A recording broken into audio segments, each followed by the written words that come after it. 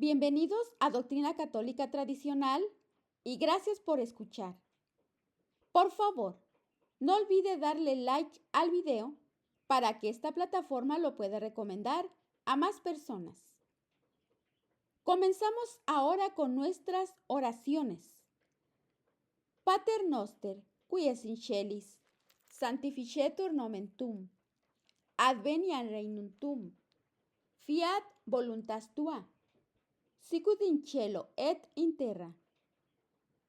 Panem nostrum quotidianum da nobis hodie, et dimitte nobis debita nostra, sicut et nos dimittimus debitoribus nostris, et ne nos inducas in tentationem, sed libera nos a malo. Amén.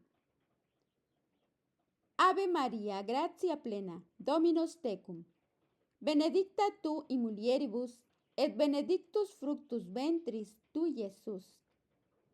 Sancta Maria, Mater Dei, ora pro nobis peccatoribus, nunc et in hora mortis nostre. Amén. Sancte Micael Arcangele, defende-nos in prelio, contra nequitiam et insidiam diaboli esto presidium. Imperet illi Deus, supplices deprecamur. Tuque princeps militia celestis, Satanam aliosque spiritus malignos, qui ad perditionem animarum pervagantur in mundo.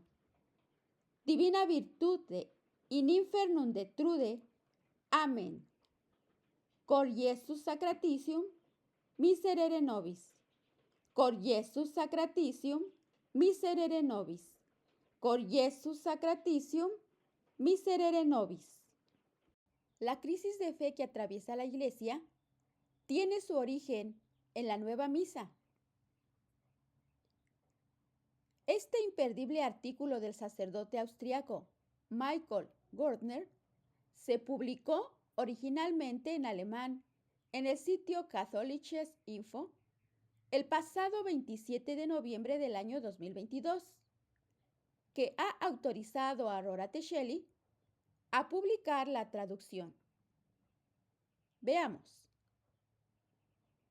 En estos momentos, la Iglesia modernista trata de transformar su constitución interna, transformándose por sí sola y por su iniciativa propia para que en lugar de la Iglesia jerárquica, querida e instituida por Dios, sea de carácter sinodal y por tanto obra de hombres, no de Dios.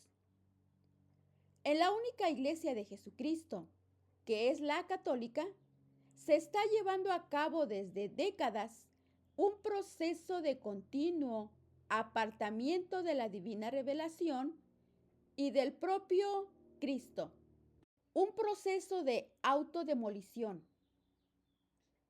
La Iglesia se está haciendo pedazos desde dentro, estimado oyente. Desgraciadamente, es muy legítimo plantearse en este momento hasta qué punto sigue siendo católica la Iglesia. ¿Es todavía como Cristo quiso que fuera? Indudablemente, está claro que la Iglesia es la misma que instituyó Cristo. En cierta forma se puede señalar a la Iglesia y afirmar lo siguiente. Esta es la única Iglesia que fundó Jesucristo. Por otro lado, cabría plantearse si lo que en general hacen, enseñan, deciden y creen los jerarcas terrenos de esta Iglesia única de Jesucristo, en un momento dado se ajusta a lo que Él quería. No podemos incurrir en el craso error de creer que todo lo que dice la Iglesia por medio de sus órganos visibles se corresponde automáticamente con las enseñanzas y la voluntad de Jesucristo. No todo lo que dice y hace la Iglesia se conforma de forma automática a la voluntad de Dios. hay muchas posibilidades de que de palabra y de obra se actúe contra la verdad revelada. Cuando esto se hace por ignorancia y sin culpa, se llama error. Cuando se hace adrede y de modo consciente, se llama pecado. Para entenderlo bien, lo podríamos comparar con un doble molde. Una parte representa la iglesia sobrenatural y la otra la natural. La forma de la sobrenatural es formativa. La de la natural adopta la forma y hay que hacerla coincidir con la otra. Si ambas formas coinciden, todo está en orden. Ahora bien, si en ciertos puntos no se ajustan, es que algo está mal y es preciso corregirlo urgentemente, quitando o añadiendo lo que proceda hasta restituir la congruencia. Teniendo en cuenta que el núcleo central de la iglesia es la liturgia, en concreto la oblación del sacrificio eucarístico, centro de todo su ser y su acción, se hace necesario plantearse una cuestión analítica en torno a la Santa Misa. ¿Qué misión ha desempeñado la reforma litúrgica en general, en particular la Misa Nueva, en su desarrollo hasta llegar al punto en que nos encontramos hoy? Es decir, la descomposición interna de la Iglesia. ¿Qué significa la nueva misa? En cuanto emprendemos una reflexión de este estilo, nos topamos para empezar con un problema esencial. Aunque todo el mundo entiende perfecta e inequívocamente cuando se habla de celebrar la misa de antes, con la misa nueva no es así. En este caso, es necesario aclarar a qué clase de nueva misa se refiere uno. Pues aunque no sea parte de las opciones que le brinda el misal, el espectro es tan amplio que va desde una misa solemne en latín y con incienso, casulla de guitarra, y en el altar mayor a otra que se celebra sentados, formando un círculo con albas grises, aporreando guitarras, oración eucarística, suiza y cáliz, y estola de diseño modernista. A primera vista no tienen nada en común, y sin embargo las dos siguen el mismo misal de Pablo VI, sin apartarse de las opciones que permite. Si añadimos a eso las misas que se celebran en las parroquias, cometiendo infinidad de abusos litúrgicos, o sea, cuando se apartan, y a veces mucho, de las posibilidades que brinda el nuevo misal, la deriva llega más lejos todavía. Los excesos litúrgicos, si queremos llamarlos así, están a la orden del día en muchos lugares y hace mucho que dejaron de ser cosa de capellanes rebeldes de tercera, que lo hacían contrariando abiertamente la voluntad expresa del párroco o el obispo. Todo lo contrario, hace tiempo que esas barbaridades litúrgicas las hacen también clérigos de alto rango. Párrocos y capellanes no son los únicos que dan mala nota, sino también vicarios episcopales, vicarios generales, obispos y cardenales.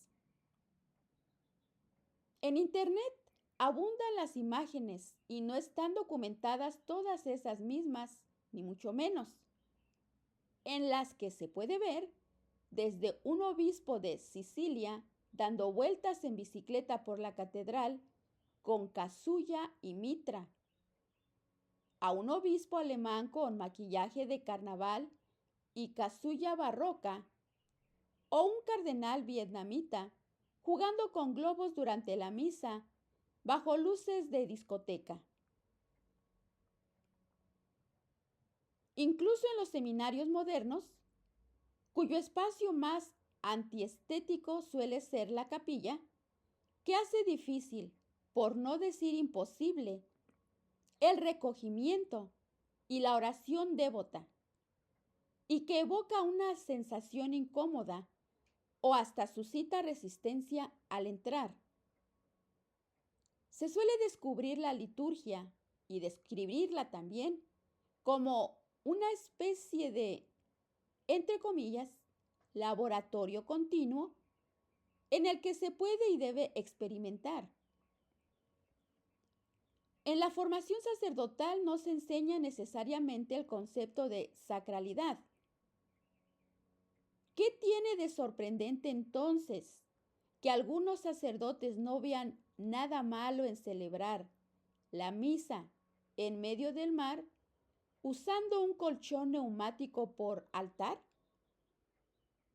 ¿O que otro en camiseta y pantalones cortos haga lo mismo en un claro de un bosque? Y diga misa sentado sobre una tela extendida en el suelo. La nueva misa se entiende como un banquete comunal. Ya no es el sacrificio sublime y sagrado de Jesucristo. En el novedoso concepto de la liturgia, según lo que promueve y exige la propia reforma litúrgica, todo elemento de culto se ha degradado y reducido a algo meramente cultural y sociológico.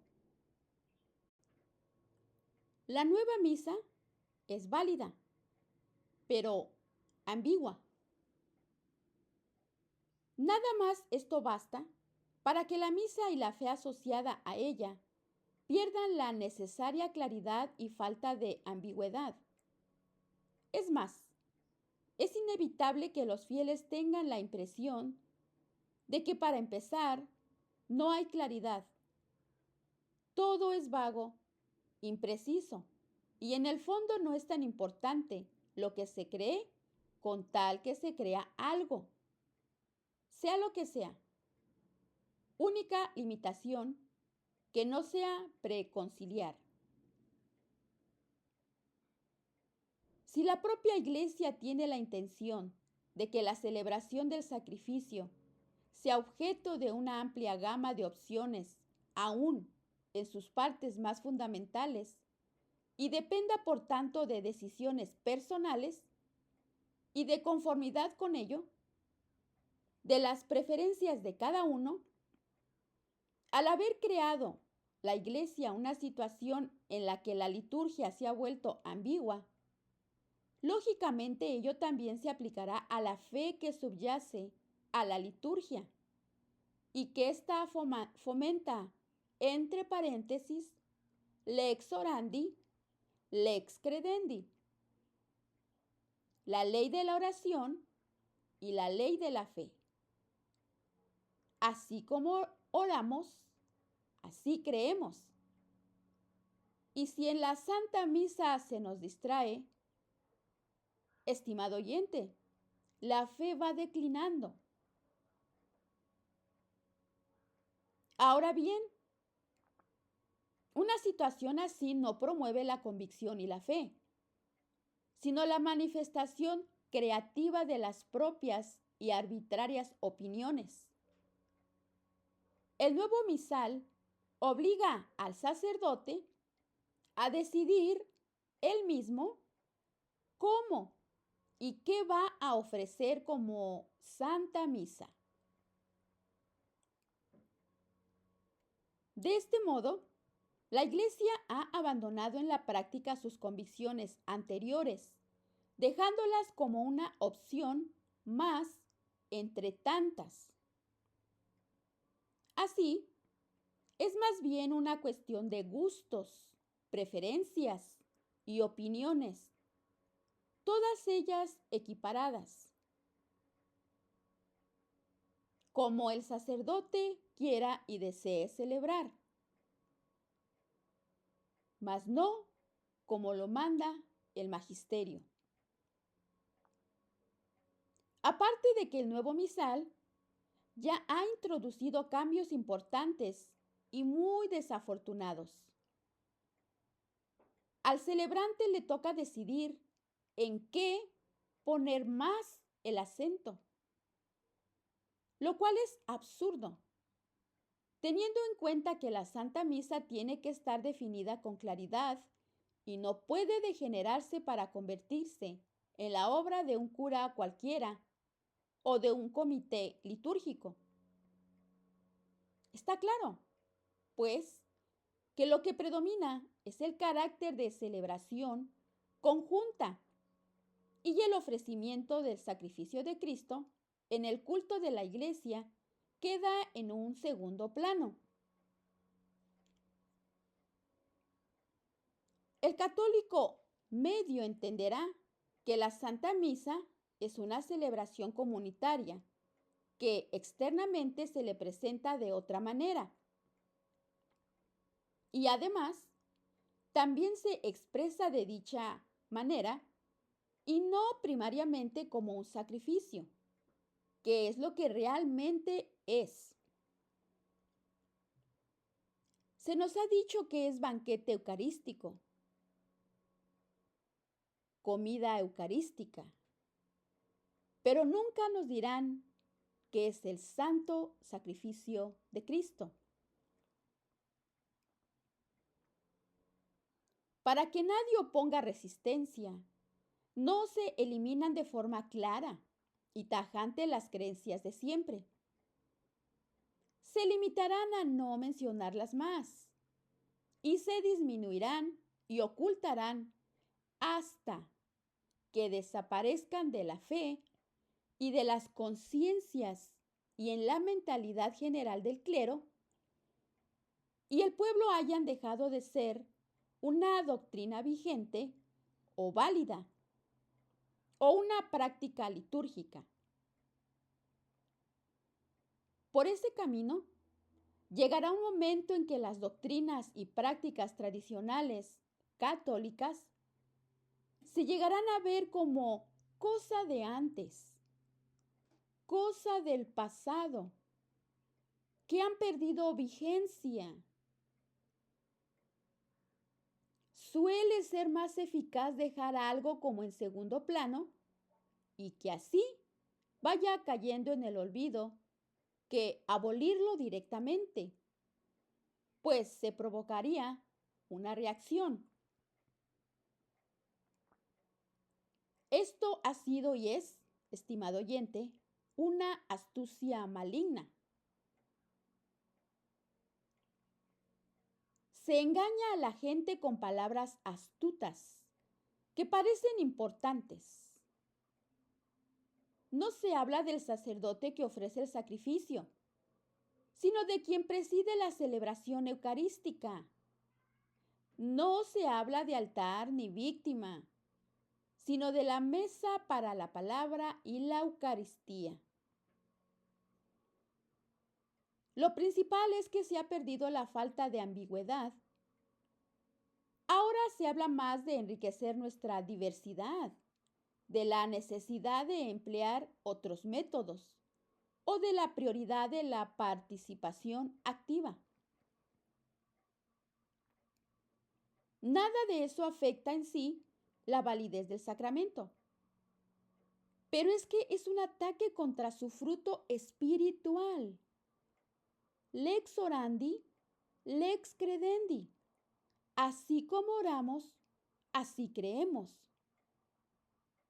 No basta con una comunión válida, como si el cuerpo del Señor fuera un medicamento que funciona mediante una reacción bioquímica. Es preciso que las gracias que derrama el sacramento caigan también en suelo fértil para que se desarrollen debidamente. Y dado el contenido y estilo de la nueva misa, ese suelo, o sea, nuestra alma no se ha preparado como sería necesario para que las gracias se desarrollaran en su plenitud. Dependiendo de cómo se haga la nueva misa, puede incluso llegar a petrificar el suelo, es decir, el alma, en vez de abonarlo y hacerlo fructífero. Como es natural, la gracia de Dios puede actuar en cualquier sitio, pero eso no quiere decir que podamos rehuir nuestras responsabilidades ante el Sancta Sanctorum y hacerle cargar con el muerto a Dios y hacer lo que nos dé la gana, alegando que como Dios es tan poderoso, ya lo resolverá. Esa actitud puede llevarnos incluso a abolir los sacramentos y totalmente la práctica de la religión. Muy grave. Y la liturgia.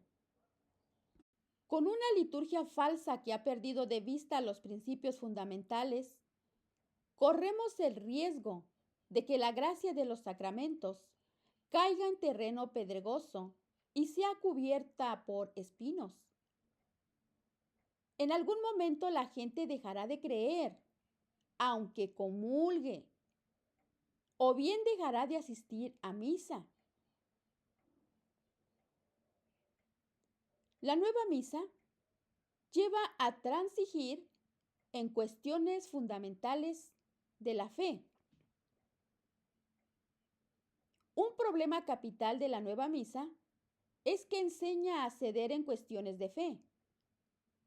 Se podría decir que ella misma lo demuestra. Uno se va acostumbrando a hacer concesiones. A una tachadura sigue otra, hasta que no quede nada del escrito original. Hablando aquí de la tradición. Lo que al principio se percibe como una deficiencia que convendría eliminar, no tarda en convertirse en un hábito al que hay que hacer frente y se termina por defender. Al principio, tal cosa no es sino una opción más. Luego, es un derecho de todos y al final, un deber general. El altar del pueblo, el empleo de acólitas y la comunión en la mano no son sino 3 ejemplos particulares llamativos que prueban este esquema repetitivo. Mientras tanto, en algunos lugares nos vamos acostumbrando a ver laicos que predican, laicos que bautizan, laicos que celebran enlaces matrimoniales y laicos que presiden funerales. El propio sacerdote se está volviendo superfluo, porque después de haberlo despojado de muchas otras competencias pastorales, solo falta que le quiten la liturgia. Están perdiendo, estimado oyente, su identidad del sacerdocio. En todo caso, siempre se sigue el mismo esquema. Lo que al principio fue un escándalo y un abuso litúrgico, ahora se ha vuelto obligada aceptación para todos. Ha pasado de ser un mal a ser un derecho y un deber. Se está introduciendo una mentalidad fatalista de que es mejor que nada o no es tan malo porque no es esencial. Pero la inexorable espiral cuesta abajo ya ha empezado. La nueva misa nos ha ido acostumbrando a las novedades y poquito a poco siempre se avanza algo más. Con frecuencia se trata de alteraciones mínimas que no parecen tan graves, pero estos cortos pasitos iniciales se van convirtiendo poco a poco en grandes zancadas cuando se enlazan entre sí. se observa lo que parece normal durante largos intervalos de tiempo, no se tarda en apreciar hasta qué punto se ha decaído nada más con lo que es normal en el Novus Ordo Missae, la nueva misa. La reforma litúrgica enseña a hacer cada vez más concesiones, y una concesión de por sí siempre constituye un entramado de cosas que no convencen ni son las mejores. Ceder siempre supone tolerar un mal que se reconoce como parte del conjunto, una reducción de la calidad. De lo contrario, si no fuera algo inferior a lo mejor, no habría necesidad de ceder. En el mejor de los casos lleva al promedio, que aprueba por los pelos. Pero es imposible edificar sobre esa base una fe saludable y plenamente desarrollada. Porque la fe supone una convicción profunda y apunta al máximo. La fe exige todo lo que se pueda y sin reservas. No lo mínimo indispensable y necesario.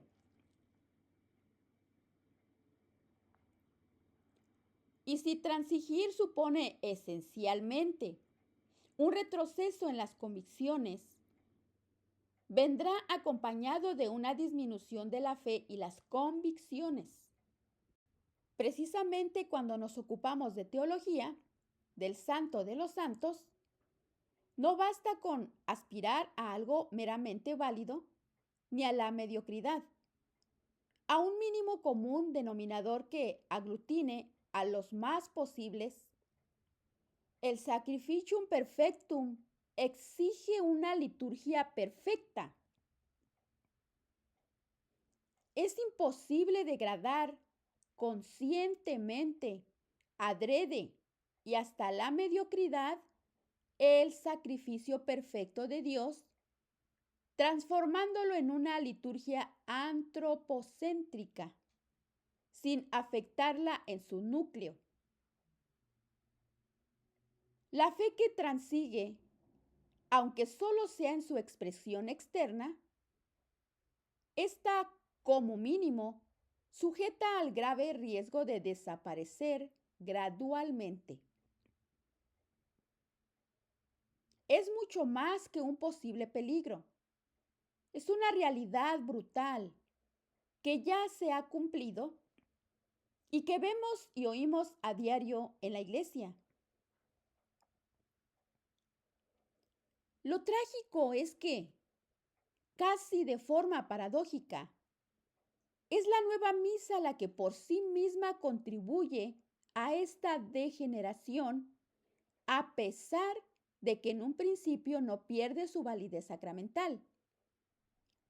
Desde una perspectiva es medicina, pero al mismo tiempo no deja de ser un potente tóxico.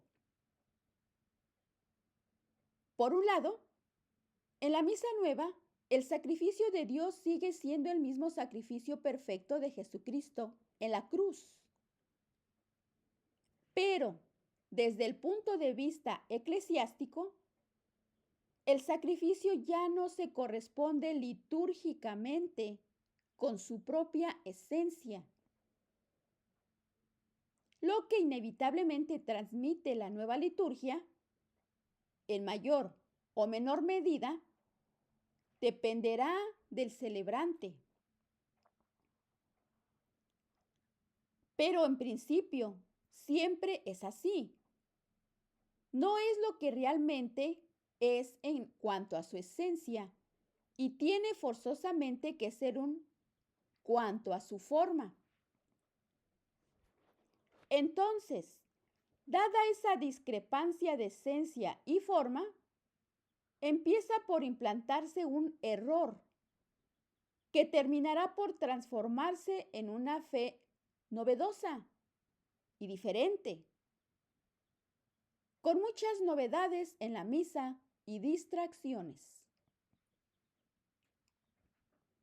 Tal afirmación parece poco menos que sospechosa de herejía, porque al principio cuesta creer, estimado oyente católico. Lo repito, cuesta creer que tanta gente haya estado engañada por tanto tiempo en una cuestión tan importante. Pero si evaluamos con objetividad y precisión la cosa, tenemos lamentablemente que dar un diagnóstico que precisamente es la nueva liturgia de la propia Iglesia. Si bien no de forma exclusiva, pero sí en una medida importante, la que ha favorecido y en muchos casos desencadenado de forma directa esta masiva apostasía. Justo donde el hombre espera con toda lógica encontrar la verdad y la salvación, se topa con el error y la banalidad y novedades.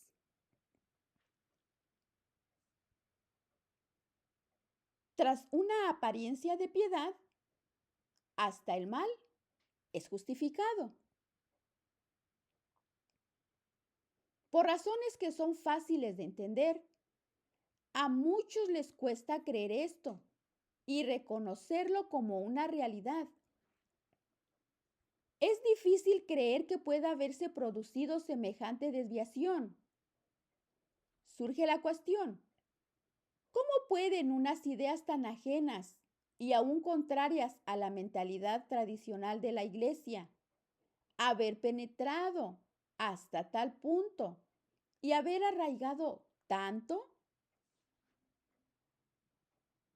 Al analizar lo sucedido se observa que al religioso se le conviene por su propia religiosidad, es decir, se les ataca por donde son más vulnerables y les gustaría crecer. Se encuentra una excusa santa para todo, que justifica cualquier cosa. Se escogen argumentos que a simple vista y formulados engañosamente dan a la primera la impresión de ser muy buenos y ser fruto de la fe, pero en el fondo no lo son. Como el famoso lobo que aparece disfrazado de oveja para parecer amigo, cuando en realidad lo que quiere es devorar al rebaño. ¡Ay! Habría que decir algo bastante claro y con toda franqueza. Salvo excepciones muy aisladas, los teólogos, sacerdotes, obispos y hasta organismos de la Santa Sede, en conjunto, ya no son amigos de los que podemos esperar todo. Ya no lo son. Sobre todo en cuestiones de fe. Y es un objetivo declarado destruir la tradición católica en materia de fe, costumbres, dogma y liturgia, y considerarla cosa del pasado. No puede haber ya catolicismo tradicional con sus diversos aspectos centrales y marginales. Se nos considera retrógrados, a los que hay que erradicar con consignas y decretos que suenen muy bien. Si la dirigencia actual de la Iglesia, diocesana o universal, se sale con la suya, no podemos seguir existiendo. Este objetivo se persigue con mucho empeño, no solo mediante leyes y decisiones, sino con palabras que suenan muy bien pero manipulan con mucha perfidia. Si, por ejemplo, alguien se niega a recibir la comunión en la mano, se hará que se sienta culpable por no haber recibido a Cristo. Se le reprochará con palabras bonitas, Cristo quiere entrar en tu corazón y no lo recibes porque pones la manera de recibirlo por encima de Cristo y de su gracia. A quienes insisten en ir a la misa de antes en vez de la nueva, se los acusa de desobedientes. Jesús no quiere que seamos desobedientes. Por otra parte, argumentos como, si Jesús no lo quisiera, no lo habría permitido, son tan teológicamente falsos y manipuladores como afirmar lo siguiente: si la iglesia o el obispo, el papa, el párroco del consejo parroquial lo dice, es señal de que está bien. El Espíritu Santo siempre habla por boca de ellos. O se le dice a los feligreses, como siempre les gusta decirles a los alumnos de los seminarios, que el que obedece no peca.